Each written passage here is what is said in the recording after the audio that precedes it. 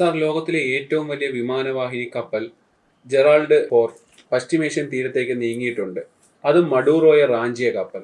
America ഇറാനെ ആക്രമിക്കുമോ? ഇപ്പം നമുക്ക് എല്ലാവർക്കും അറിയാം, നിലവിൽ തന്നെ USS എബ്രഹാം ലിങ്കൺ എന്ന കപ്പൽ പശ്ചിമേഷ്യൻ കടൽ തീരത്ത് എത്തിയിട്ടുണ്ട്. അതോടൊപ്പം അത് വലിയ വിമാനവാഹിനി കപ്പലാണ്. അതിൽ നിരവധി സൈനികരുണ്ട്. ഇതിനൊക്കെ പുറമേ നമുക്ക് എല്ലാവർക്കും അറിയാം, പശ്ചിമേഷ്യൻ മേഖല ഏതാണ്ട് 19ഓളം അമേരിക്കയുടെ സൈനിക താവളങ്ങളുണ്ട്. ഈ ഇറാന് ചുറ്റുമുള്ള രാജ്യങ്ങളിലെല്ലാം അമേരിക്കയുടെ സൈനിക താവളമുണ്ട്. ഖത്തറിലെ ഏറ്റവും വലിയ അൽ ഉദൈദ് എന്ന് പറയുന്ന സൈനിക താവളം വരെയുണ്ട്. അപ്പോൾ ഇതെല്ലാം, അതായത് ഇങ്ങനെയുള്ള സൈനിക താവളങ്ങൾക്ക് പുറമെയാണ് USS എബ്രഹാം ലിങ്കൺ എന്ന് പറയുന്ന വിമാനവാഹിനി കപ്പൽ അയച്ചിരിക്കുന്നത്. അതിന് പുറമെ കരീബിയയിൽ, അതായത് ഇവിടെ സൂചിപ്പിക്കപ്പെട്ടതുപോലെ നിക്കോളാസ് മദൂരോയെ അവിടെ കയറി അദ്ദേഹത്തെ പിടിച്ചുകൊണ്ട് പോകുന്നതിന് മുന്നോടിയായിട്ട് കരീബിയയിലേക്ക് അയച്ച അമേരിക്കയുടെ ഏറ്റവും വലിയ വിമാനവാഹിനി കപ്പലായിട്ടുള്ള USS ജെറാൾഡ് ഫോർഡ് ഇപ്പോൾ അവിടെ നിന്നും ഈ പശ്ചിമേഷ്യൻ മേഖലയിലേക്ക് നീങ്ങാനായിട്ട് ഉത്തരവ് കൊടുത്തിട്ടുണ്ട്. സാധാരണഗതിയിൽ അത് സഞ്ചരിച്ച് ഇവിടെ വരുന്നതിന് 2-3 ആഴ്ചകളെങ്കിലും എടുക്കും ഈ സ്ഥലത്തെത്താൻ. എങ്കിൽ പോലും ഈ സമയത്തിനുള്ളിൽ ഇവിടെ എത്തിക്കഴിഞ്ഞാൽ സ്വാഭാവികമായിട്ടും നമുക്കെല്ലാവർക്കും ഊഹിക്കാൻ കഴിയുന്ന പോലെ അതിശക്തമായ ഇറാനെതിരായിട്ടുള്ള അതിശക്തമായ സൈനിക നീക്കത്തിനുള്ള സാഹചര്യമാണ് ഉണ്ടാവുക. അപ്പോൾ അതുകൊണ്ട് ഈ സൈനിക പലതരത്തിൽ ഇതിനെ നമുക്ക് വ്യാഖ്യാനിക്കാം. ഒന്ന്, ഇത്രമാത്രം സൈനിക ശക്തി അവിടെ സ്വരൂപിക്കുമ്പോൾ തീർച്ചയായിട്ടും അവർ ഇറാനെതിരായിട്ടുള്ള ഏറ്റവും വലിയൊരു ആക്രമണം നടത്തുന്നതിനുള്ള കോപ്പ് കൂട്ടുകയാണ് എന്ന ധാരണ ഉണ്ടാകും. അതിലൂടെ സമ്മർദ്ദം ചെലുത്തിക്കൊണ്ട് ഇറാനെ ഈ കരാർ ഒപ്പിടുവിക്കുന്നതിലേക്ക് കൊണ്ടുവരാം. അഥവാ കരാർ ഒപ്പിടുന്നില്ലെങ്കിൽ അതിശക്തമായ സൈനിക ആക്രമണം നടത്തിക്കൊണ്ട് ഇറാൻ്റെ ഭരണകൂടത്തെ അട്ടിമറിക്കാനായിട്ട് ശ്രമിക്കാം.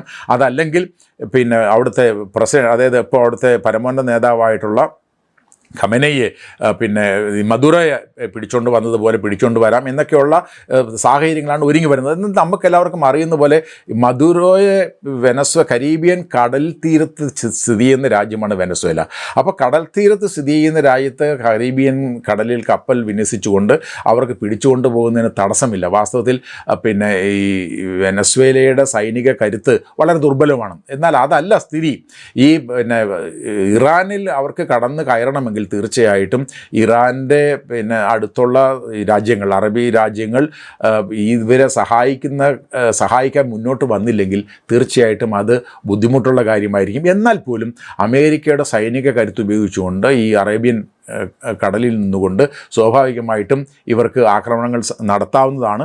അങ്ങനെ, അതായത് ഇറാൻ്റെ ഭരണ നേതാവായിട്ടുള്ള അലി ഖമനിയെ അറസ്റ്റ് ചെയ്തുകൊണ്ട് പോകുന്നതിനെക്കുറിച്ച് അവർക്ക് ആലോചിക്കാം. കാരണം അവരുടെ സൈനിക കരുത്ത് അത്രമാത്രമാണ്. കാരണം ഈ USS എബ്രഹാം ലിങ്കണും USS ജെറാൾഡ് ഫോർഡും പോലെയുള്ള 2 വലിയ വിമാനവാഹിനി കപ്പലുകൾ വരികയും അവരുടെ സൈനിക കേന്ദ്രങ്ങളിൽ നിന്നും ആക്രമണം നടത്തുകയും ചെയ്താൽ ഇറാനെ പോലുള്ള രാജ്യത്തിന് പിടിച്ചു നിൽക്കാൻ കഴിഞ്ഞൊന്നും വരത്തില്ല.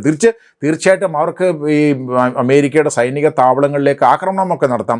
അത് ലോകരാഷ്ട്രീയത്തിൽ ഇപ്പോൾ പശ്ചിമേഷ്യയിലെ എണ്ണ പാടങ്ങൾക്കെതിരെ ആക്രമണം നടത്താം. അപ്പോൾ എണ്ണ കൊണ്ടുപോകുന്ന കടലിടുക്കുകൾക്കെതിരെ ആക്രമണം നടത്താം. അത് സ്വാഭാവികമായിട്ടും കുറച്ച് നാളെങ്കിലും ഈ നമ്മുടെ ലോകത്തിൻ്റെ രാഷ്ട്രീയത്തെയും എണ്ണവിലയെയും ഒക്കെ അതിഭീകരമായി പ്രതിസന്ധിയിലാക്കുന്ന സാഹചര്യത്തിലേക്ക് ഉണ്ടാവാം. പക്ഷേ ഈ പറഞ്ഞതുപോലെ അമേരിക്ക അവർ ഉദ്ദേശിക്കുന്നത് എത്രമാത്രം മാക്സിമം പ്രഷർ എന്ന് പറയുന്ന സമ്മർദ്ദം ചെലുത്തിക്കൊണ്ട് ഇറാനെ അവരുടെ പരിധിയിലേക്ക് കൊണ്ടുവരാനാണ് ശ്രമിക്കുന്നത്. അതങ്ങനെ കൊണ്ടുവന്നില്ലെങ്കിൽ തീർച്ചയായിട്ടും വലിയ സംഘർഷം ഇറാനും അമേരിക്കയും തമ്മിലുണ്ടാകും. അങ്ങനെ ഉണ്ടാകുന്ന സന്ദർഭത്തിൽ തീർച്ചയായിട്ടും ഇസ്രായേലും അതിൻ്റെ ഭാഗമായി ചേർന്നുകൊണ്ട് ഇറാനെതിരെ ആക്രമണം നടത്താനും, നമുക്കെല്ലാവർക്കും അറിയുന്ന പോലെ ഈ ലോക രാഷ്ട്രീയത്തിൽ പശ്ചിമേഷ്യയിൽ പ്രത്യേകിച്ച് അമേരിക്കയുടെയും ഇസ്രായേലിൻ്റെയും കണ്ണിലെ കരടായി നിൽക്കുന്ന ഒരേ ഒരു രാഷ്ട്രമാണ് നിലവിലുള്ളത്, അത് ഇറാനാണ്. ആ ഇറാനെ കൂടി അവർക്ക് തകർത്ത് തരിപ്പണമാക്കാൻ കഴിഞ്ഞാൽ തീർച്ചയായിട്ടും അവർക്ക് ഇസ്രായേലിനും അമേരിക്കയ്ക്കും പശ്ചിമേഷ്യയിലെ അപ്രമാദിത്വം കൈവരും. പക്ഷേ എളുപ്പമല്ല കാര്യങ്ങൾ. തീർച്ചയായിട്ടും അമേരിക്കയെയും ഇസ്രായേലിനെയും ഏറ്റവും രണ്ടാമത്തെ ശത്രുവായി കാണുന്ന രാജ്യമാണ് ഇറാൻ.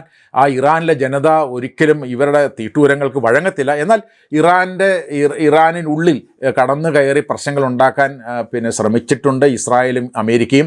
അതിൻ്റെ ഏറ്റവും വലിയ തെളിവാണ് ഡിസംബർ മാസം 28-ാം തീയതി ആരംഭിച്ച അവിടുത്തെ ജനകീയ പ്രക്ഷോഭങ്ങൾ.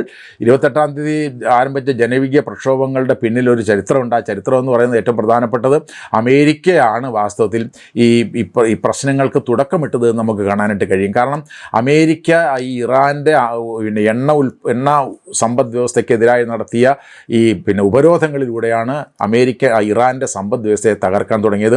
ഇറാൻ്റെ സമ്പദ് വ്യവസ്ഥയിലുണ്ടായ പ്രതിസന്ധികൾ മൂലമാണ് അവിടുത്തെ ജനങ്ങളുടെ ഇടയിൽ അസംതൃപ്തി ഉണ്ടായത്. ആ അസംതൃപ്തിയെ ആദ്യം ഇവർ ചെയ്യുന്ന ഉപരോധങ്ങളിലൂടെ ആ രാജ്യത്തിൻ്റെ സമ്പദ് വ്യവസ്ഥയെ തകർക്കുക. ഇത് അമേരിക്ക എപ്പോഴും എല്ലായിടത്തും നടത്തി വരുന്ന കാര്യമാണ്. എന്നിട്ട് അവിടുത്തെ അസംതൃപ്തികളിലേക്ക് വലിയ പെരുപ്പിച്ച് കാണിക്കുന്ന മാധ്യമ ശ്രദ്ധ നൽകുക.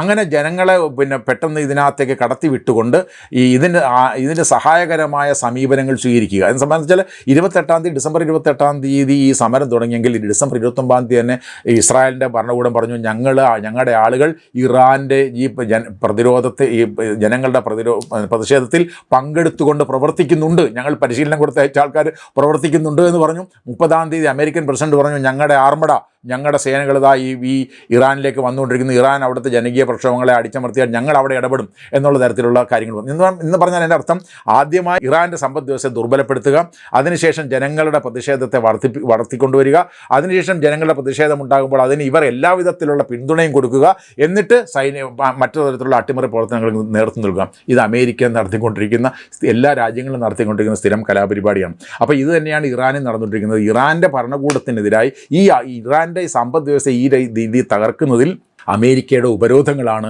പ്രധാനപ്പെട്ട കാരണമായി മാറിയത്. ആ ഉപരോധങ്ങൾക്കെതിരായിട്ട് ജനങ്ങൾ പ്രതിഷേധിക്കുമ്പോൾ സ്വാഭാവികമായിട്ടും ഭരണകൂടവും അതിശക്തമായിട്ട് ഇടപെടും. നമ്മൾ മനസ്സിലാക്കുന്ന കാര്യം ഏതാണ്ട് 10,000-ഓളം ആളുകൾ ഈ സമരത്തിൻ്റെ ഭാഗമായിട്ട് കൊല്ലപ്പെട്ടു എന്നാണ്. അത് നമ്മൾ കാണാതിരുന്നിട്ട് കാര്യമില്ല.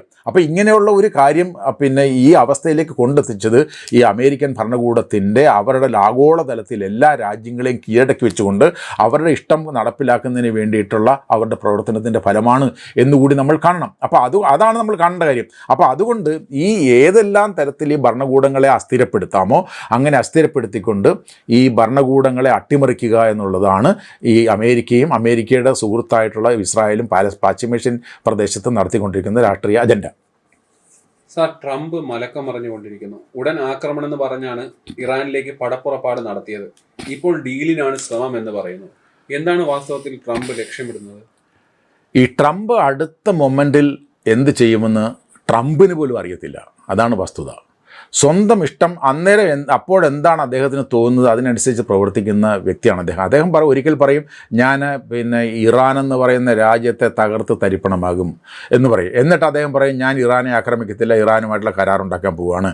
എന്നിട്ട് അടുത്ത നിമിഷം പറയും, ഇറാൻ ഞങ്ങൾ പറയുന്നത് കേട്ടില്ലെങ്കിൽ അവിടുത്തെ മേധാവിയെ ഞങ്ങൾ പിടിച്ച് കൊണ്ടുവരും, ഭരണമാറ്റം ഉണ്ടാക്കും.